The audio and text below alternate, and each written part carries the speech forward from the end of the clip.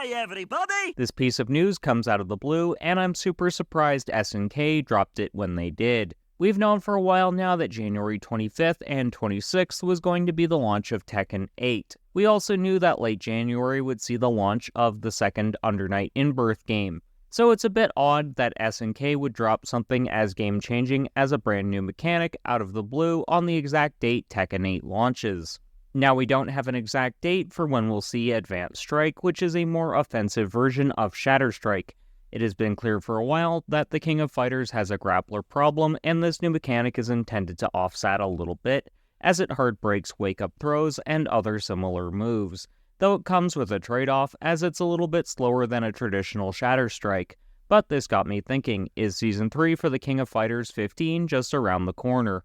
Despite Advanced Strike being a universal mechanic utilizing the input of down, down back, straight back, heavy punch, and then heavy kick at the same time, this feels like something that is ideal for a Rekka-based fighter. The King of Fighters 15 now has a plethora of Rekka-based characters. You have options like Kyo, who showcases this mechanic as you're seeing on screen now, Kim, Shingo, and a few others. Now, I did say this mechanic is going to be universal, but why would SNK drop this announcement if a Season 3 isn't just over the horizon? To me, this indicates they're hard at work on Season 3, along with furiously developing Fatal Fury City of the Wolves. At least I didn't say furiously developing. Yeah, my editor is going to roast my ass for that one.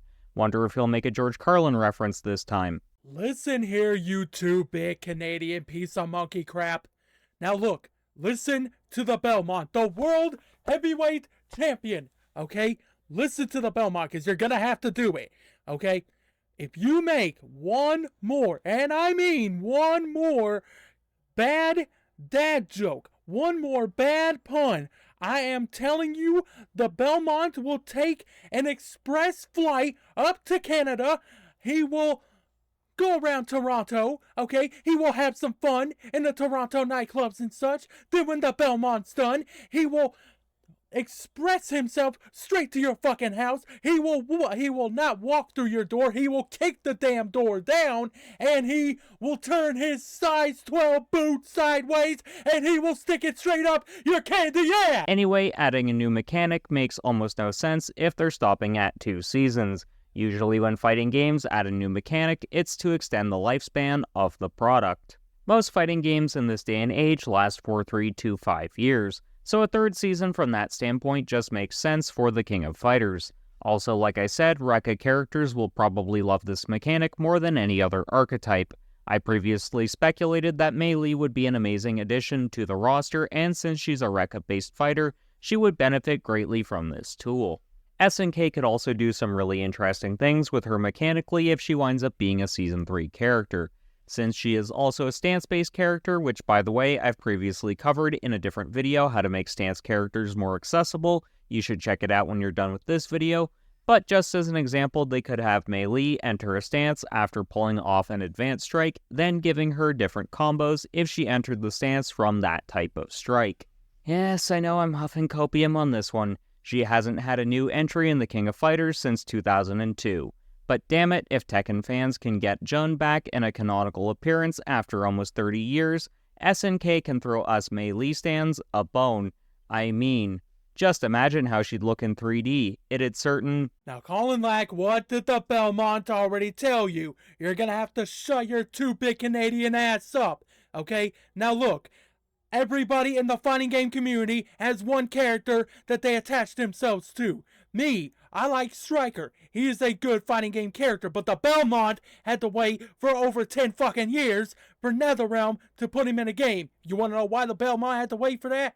Because for one, not only did NetherRealm not listen to what the Belmont said, but two, they did whatever the fuck they wanted to do, okay? They did not think that he worked for Mortal Kombat 9, for Mortal Kombat 10, or for Mortal Kombat 11, okay? And while the Belmont understands that, he also understands that there are people out there like the Belmont who like Striker, okay? And eventually, they did put the character into the newest Mortal Kombat game. And you are just gonna have to wait for your precious Mei Lee to get into the game, okay? So here's what you need to do. do the Belmonts a huge favor and shut your Rudy Poo candy ass straight the fuck up and do as you are told by the Belmont. Anyways, it's clear that Advanced Strike is intended to keep the competitive life of the King of Fighters 15 running. Also, SNK typically make big announcements like new seasons and the like during major tournaments. The next big one is EVO Japan, which will take place in late April. The next big one is Combo Breaker in May. So that's the time frame we can expect SNK to officially announce Season 3. If they don't announce it then, I don't imagine we're getting a Season 3. So let's cover why they might not do a third season. SNK's previous fighting game before the King of Fighters 15 was 2019 Samurai Showdown. It managed to eke out 3 seasons, with the third season ending in 2021. That was the season where Baiken from Guilty Gear was added. It seems like there's a real possibility SNK is just done with the King of Fighters 15 in terms of adding new characters. I don't think it's likely, but it's possible. Currently, the game has over 50 characters, which makes it one of the meatiest rosters in all of fighting games. That's kind of the appeal of KOF, the roster just being gigantic, so at this point SNK might just feel like we have enough. While a brand new season of content wouldn't require the largest of teams, it's still resources that are being diverted from City of the Wolves and from the AAA RPG title they also have in the works. I don't personally think this is the case, but it's something to keep in the back of your mind. Also, fighting games are an entirely different state than they were in 2022. While a fair few new fighters were on the market, fighting games weren't in the silver age they're presently in, so the King of Fighters actually had much more of the FGC watching it. Whereas now it would just be the SNK and KOF diehards who really are paying attention to a potential third season, which means the return on investment might not be as high as it otherwise could be, though there are still plenty of characters who could drive hype for a third season. If you'd like to see that list, let me know in the comments section. Now for where I stand on the issue, I personally think we will see a third season announced around EVO Japan. It'll likely be headlined by a character who was popular in the King of Fighters 14 but still hadn't made the roster yet. There are certainly a couple of characters who fit this bill. I won't go into that here though, but a third season actually makes a ton of sense for SNK if City of the Wolves is not releasing this year. It has been rumored that it will launch in the late stages of 2024, akin to what Mortal Kombat 1 did last year. This would make sense given there aren't any huge fighting games upcoming now that Under Night In-Birth 2 and Tekken 8 are off the deck, meaning Fatal Fury could really kill it in the back half of the year. However, given how weak next year's release schedule seems not just for fighting games but gaming in general, it wouldn't surprise me if City of the Wolves is an early release next year.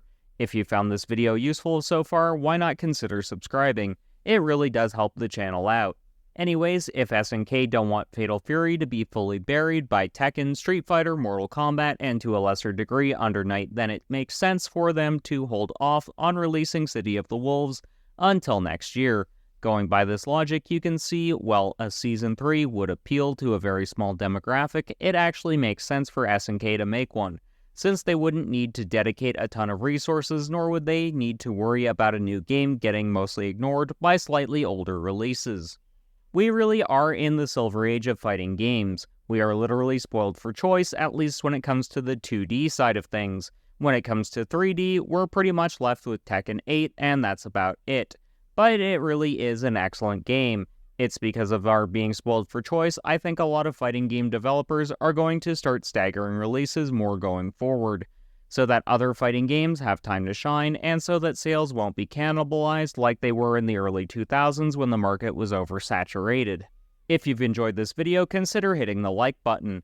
Also, what do you think of this new mechanic SNK is introducing? Do you think it'll be a game changer, or do you think it'll just be a neat tool that sees niche use? If you liked this video, why not check out my video on how to fix stance characters? Also, thanks go out to my current channel members, R. Campbell and Danny Boy. If you'd like to support the channel further, click the join button or the link in the description. You'll get exclusive perks for doing so. Until next time, keep blazing that trail.